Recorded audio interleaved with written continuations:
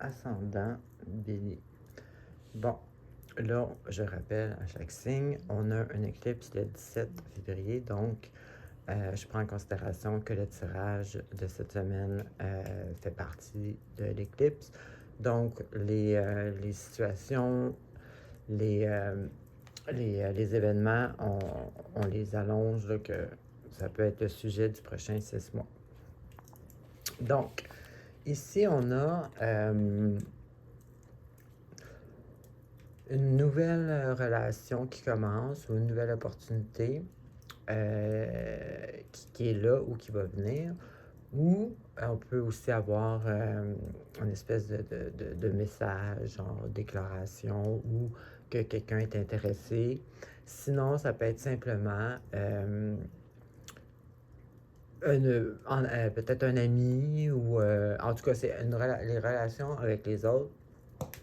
Donc, on a une opportunité de commencer quelque chose, une nouvelle relation amicale ou amoureuse satisfaisante. Ensuite, ici, pour certains, je crois que ça va être quelqu'un du passé. Donc, c'est très possible.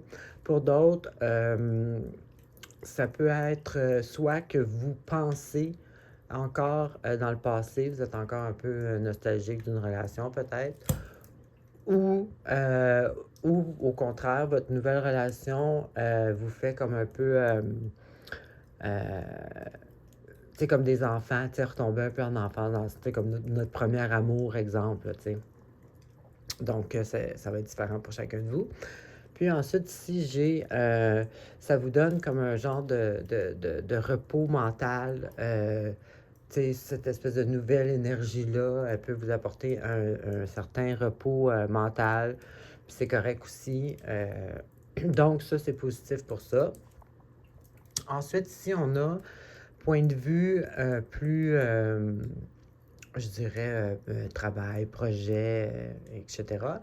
Bon, ça commence que vous êtes quand même, vous êtes enthousiaste, vous êtes motivé pour soit un emploi que vous faites déjà, ou soit peut-être quelque chose de nouveau. Vous avez déjà commencé, par exemple. Il n'y a rien à venir, c'est déjà commencé. Donc, vous êtes votre bélier, là, vous êtes actif, vous êtes en action. La carte, c'est sûr, elle dit toujours de rester concentré et discipliné, mais je vais continuer, mais on voit ici que c'est pas un problème du tout, là. Donc, ça peut aussi s'accompagner avec l'espèce de possibilité de nouvelle relation ou la nouvelle relation, parce que ça peut être cette relation-là qui vous donne le goût justement de continuer, de s'engager, de rester dans cette relation-là. Donc, ça peut être aussi ça qui vous rend enthousiaste comme ça.